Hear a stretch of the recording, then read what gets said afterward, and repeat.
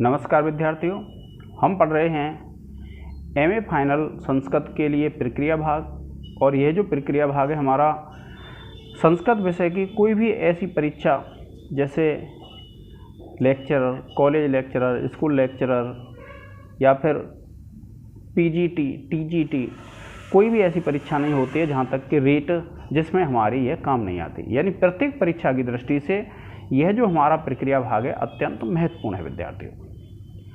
अब देखिए, एक सूत्र है, इसमें अव्ययी भाव समास पढ़ रहे हैं हम।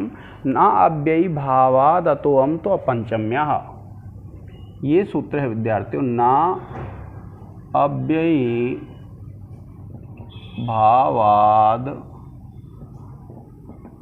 अतोअम तो पंचम्यः, यह सूत्र है विद्यार्थियों। कौन सा सूत्र है? ना अव्ययी भावात अतो अमतु अपंचम्यः। यह सूत्र क्या कहता है? अव्ययी भाव समास अदंत अव्ययी भाव समास से परे। क्या कहता है? अदंत। अदंत कहते हैं जिसके अंत में ह्रस्व आ हो।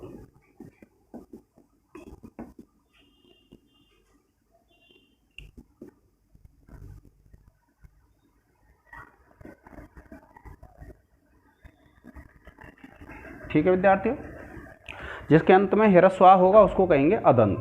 तो सूत्र क्या कहता है? अदंत अव्ययी भाव समास से परे। अदंत अव्ययी भाव समास से परे सुप का लुक न हो,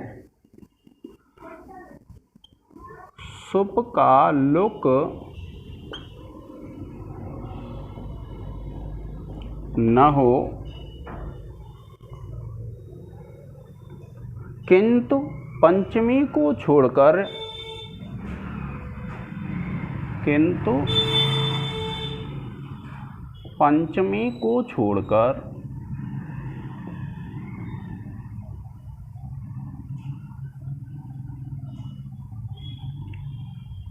अन्य सुपों के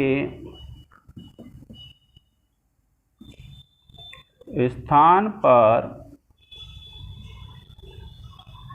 अम आदेश हो जाता है।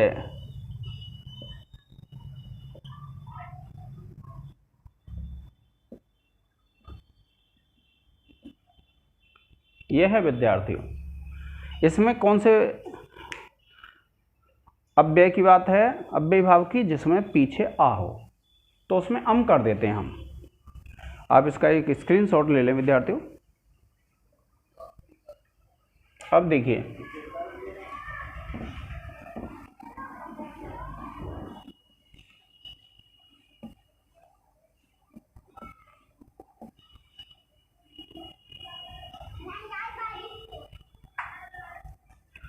एक शब्द है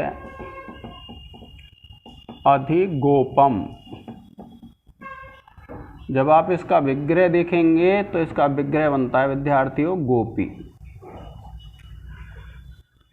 गोपा शब्द होता है, सप्तमी में क्या बनता है? गोपी बन जाता है। और शब्द क्या है विद्यार्थियों? अधिगोपम। अब देखिए, आप क्या करेंगे?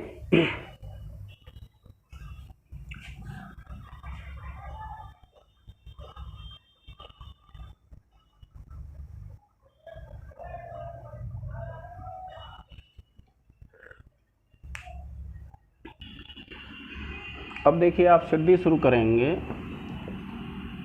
आधे प्लस गोपा प्लस गी, सूत्र लगा देंगे वही विद्यार्थियों, अव्ययम विभक्ति वाला। और आप लिख देंगे से समास।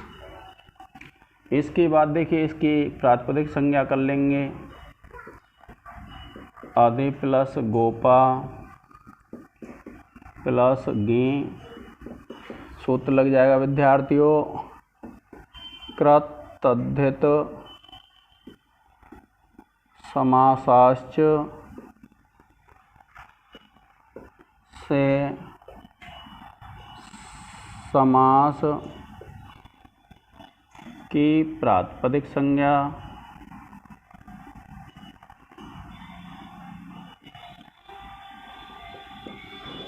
इसके बाद देखिए इस सुप का लोप कर देंगे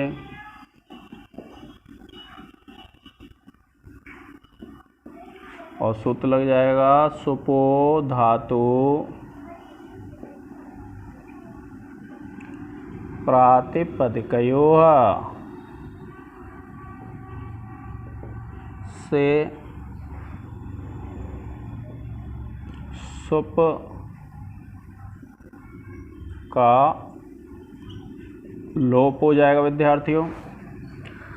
इसके बाद आप करेंगे इसके अधि प्लस गोपा है, आप सूत्र लिखेंगे प्रथमा निर्दिष्टम समास उपसर्जनम सूत्र से अधि की उपसर्जन संज्ञा और अधि प्लस गोपा आप लिख देंगे उपसर्जनम पूर्वम से उपसर्जन का पूर्व प्रयोग। प्रिय विद्यार्थियों आप इसका एक स्क्रीनशॉट ले लें।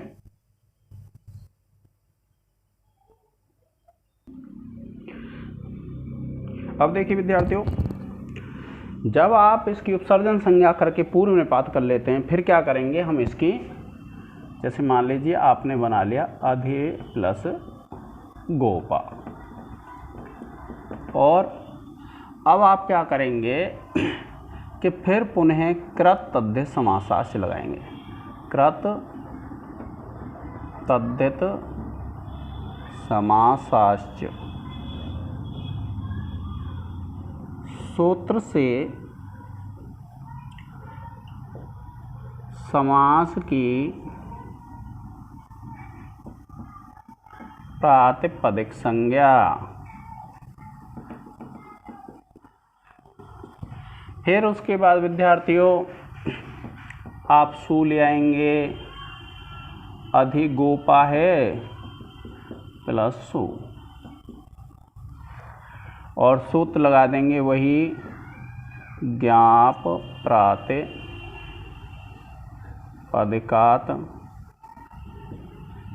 प्रत्ययः परस्य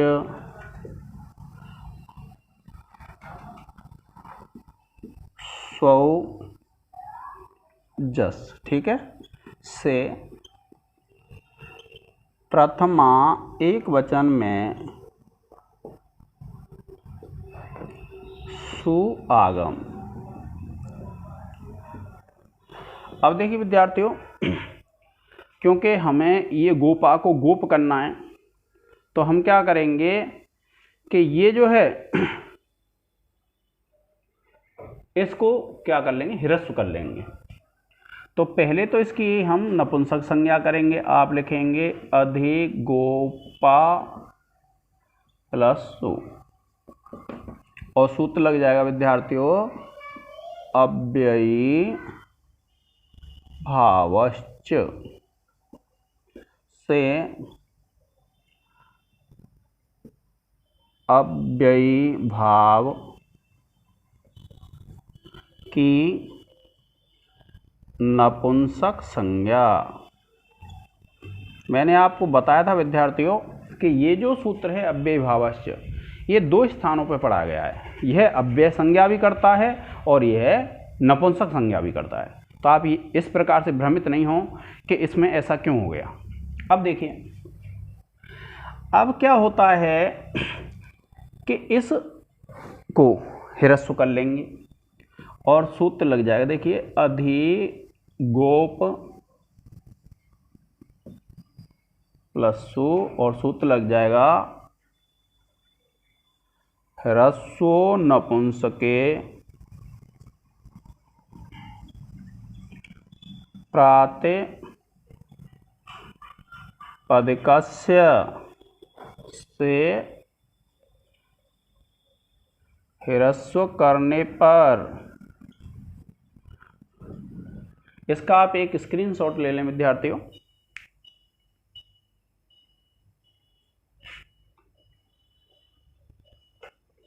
अब देखिए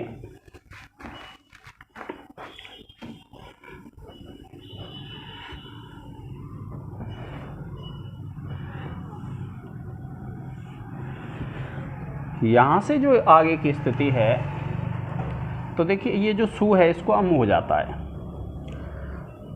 आप लिखेंगे अधिगोप प्लस अम और सूत्र मैंने अभी आपको लिखाया था ना अव्ययी भावाद अतो अम त्वपंचम्या।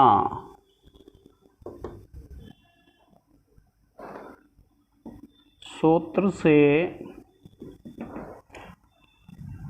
सु को अम करने पर। ठीक है। अब उसके बाद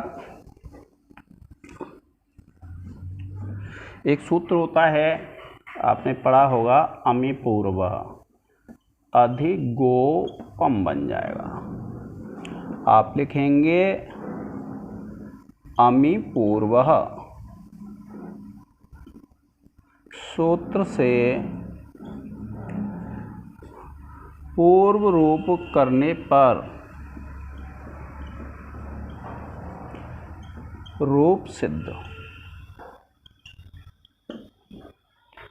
ठीक है विद्यार्थियों। अब इस प्रकार से हमारी दो सिद्धियां हो गई हैं। एक नया सूत्र था इसलिए मुझे ये पूरी सिद्धि करानी पड़ी है विद्यार्थियों। तो आपको इस तरीके से क्या है समास की सिद्धियां कर लेनी है और आप चैनल को सब्सक्राइब कर दें, जिससे क्या है कि जो भी वीडियो मैं अपलोड करूं वह आपको तुरंत मिल जाए और आपका अध्ययन सफल रहे। इस समास प्रकरण को करने के बाद विद्यार्थियों मैं आपको ये वादा कर सकता हूं कि आप समास का कोई भी सवाल गलत नहीं कर सकते हैं अगर आप ईमानदारी से पढ़ेंगे। तो आज के इस लेक्चर में विद्यार्थियों इतना ही। जय हिंद, जय भारत।